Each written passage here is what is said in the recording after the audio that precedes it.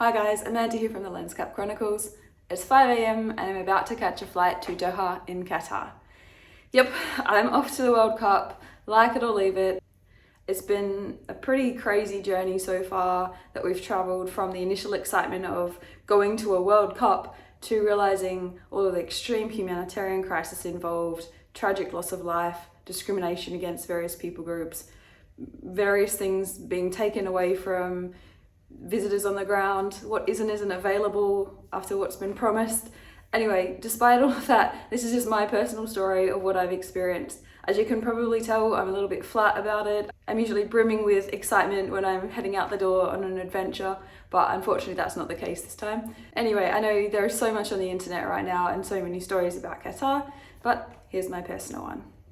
Okay, so the story starts about 6 months ago when my partner sent me a message saying, hey, you want to go to the World Cup?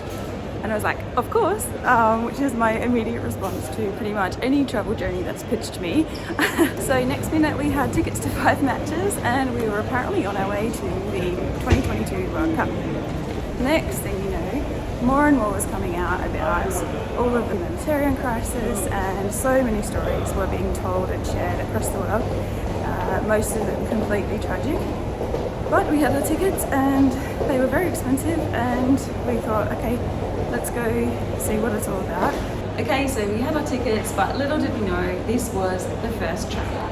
And what I mean by that is that there were so many sequential steps in this journey of getting tickets, getting accommodation, having an entry permit to the country, that it all was an intricately linked mess.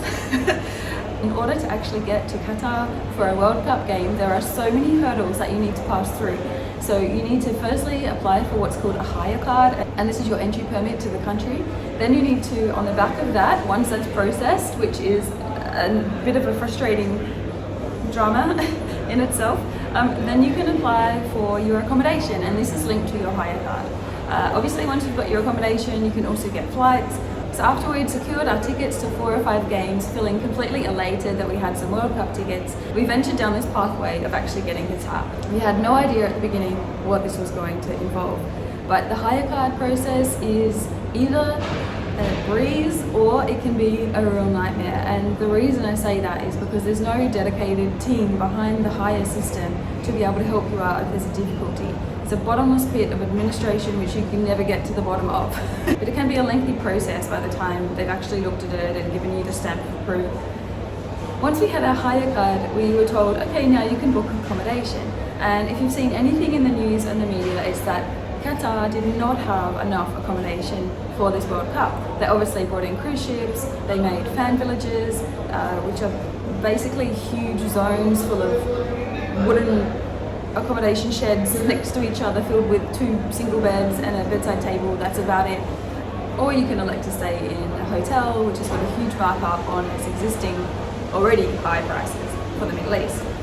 So we elected to stay in a fan village, but we decided we'll spend the $450 US per night for a glamping tent because it had access to a beach, which I can't now use because incidentally they've just put in rules that the females aren't allowed to wear bikinis or bathing attire, so I have no idea if I'll actually be able to swim in this beach, which is part of the reason we went with this accommodation. Sorry, I'm a little exasperated by this whole process and what it's involved. So finally we booked our accommodation and then we booked our flights. Initially we were planning on doing a road trip from Saudi Arabia through to Qatar, and this was going to be a bit of a fun, quest through the desert. It was going to take 8 hours in a car. Not the greatest thing driving through the empty quarter, but just a desert experience. Why not? We're here. Then it was announced that cars were not allowed into Qatar. So you could take it in on a 24-hour permit, or you could pay, if you were staying for more than 5 or 6 days, you could take it in. Anything in between those times, you were not allowed to. You'd have to park at the border with obviously more costs involved in car parking, and we decided it's getting out of control, let's just fly there. So that's what we did. We booked our flights.